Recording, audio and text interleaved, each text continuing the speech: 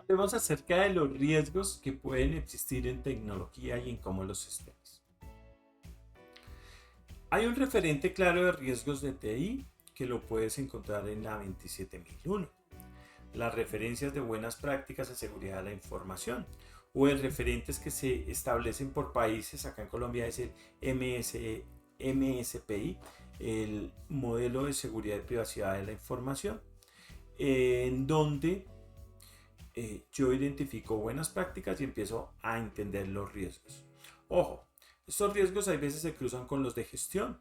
No es bueno tener dos gestiones de riesgos aisladas, porque las gestiones de riesgos lo que me genera es sobrecarga, porque en los riesgos debo hacer controles, debo hacer gestión y eso es muy desgastante. Unos tips que te voy a dar. Entonces, varios son los aspectos que tienes que cuidar. Por ejemplo, la información, los datos, tanto cómo se guardan como también el ejercicio de gobierno que hay que hacer con ellos. Alguien me decía, ven, no todo lo tenemos seguro, tenemos seguridad en los canales, tenemos seguridad en la información, pero los datos no son de buena calidad y lo que estamos haciendo es un ejercicio que no es relevante para la organización. Sí, muchas organizaciones están haciendo eso. La seguridad en qué la enfocamos? La enfocamos en algo que llamamos los activos de la información.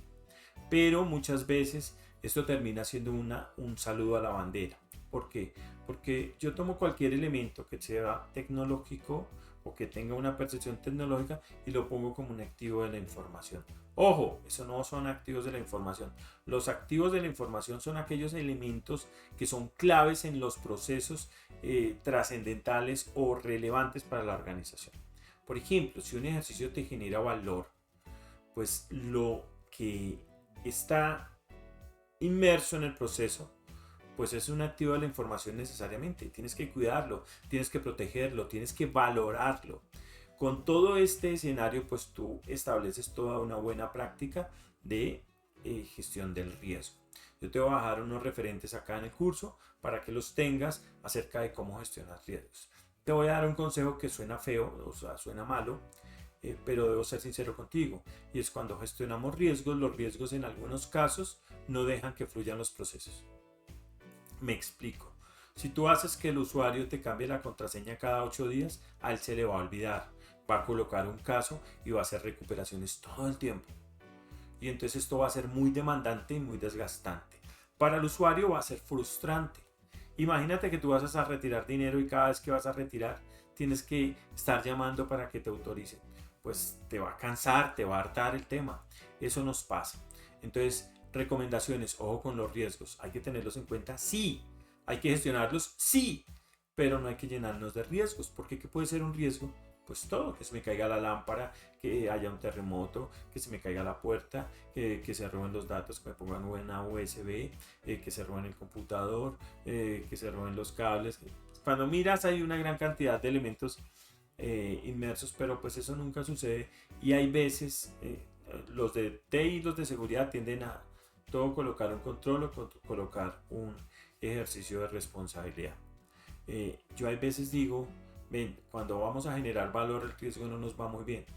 O sea, si tú hubieras puesto a Bill Gates, a Elon Musk, a cualquiera de estos grandes magnates como Jeff Bezos o estos que ya he mencionado, a gestionar riesgos, pues nunca hubieran tenido las fortunas que tienen hoy en día. Las fortunas las tuvieron porque aceptaron los riesgos, porque asumieron los riesgos y porque entendieron que estaban, pero fueron valientes y los asumieron. A veces el riesgo hay que asumirlo.